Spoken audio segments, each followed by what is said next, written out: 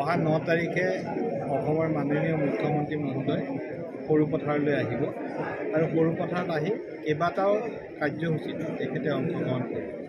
তেখেতে প্ৰথমতে সেৱাগুৰি ষ্টেডিয়াম উদ্বোধন কৰিব। তাৰ পাছত সৰুপথাৰ কুশল কোঁৱৰ ষ্টেডিয়ামত আমি যি নতুনকৈ ইনডোৰ ষ্টেডিয়াম নিৰ্মাণ কৰিলোঁ, সেই ইনডোৰ ষ্টেডিয়াম উদ্বোধন কৰিব, লগতে এটা ছুইমিং পুলৰো আধাৰশিলা স্থাপন কৰিব।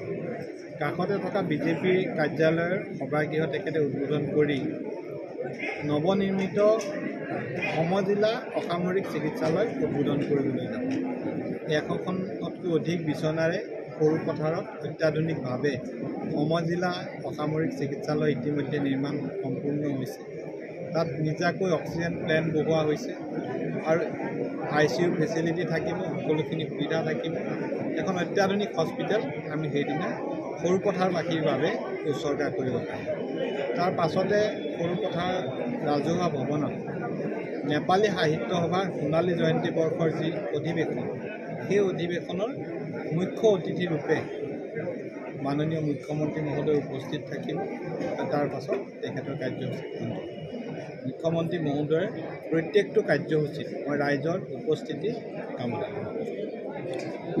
আজি আমি সৰুপথাৰ সমষ্টিৰ 112 ভাগ নামঘৰ 1,90,00,000 টকা বিতৰণ কৰিলোঁ।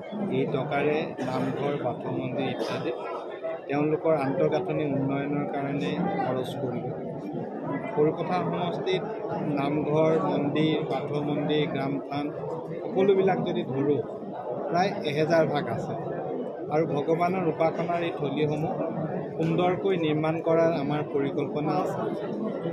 ইয়াৰ পৰৱৰ্তী অৱস্থাত আমি প্ৰায় বাকী সকলোখিনি নামঘৰক বা বাথৌ মন্দিৰক কেনেদৰে পুঁজি যোগান ধৰিব পাৰি তাৰ কাৰণে প্ৰচেষ্টা কৰিছোঁ। মই আশা কৰিছোঁ আমাৰ কাৰ্যকালত আমি প্ৰত্যেকভাগ ধৰ্মীয় অনুষ্ঠানত আৰ্থিকভাৱে সহায় সহযোগিতা আগবঢ়াব পাৰিম আৰু তাৰ কাৰণে আমি প্ৰচেষ্টা চলাই আছোঁ।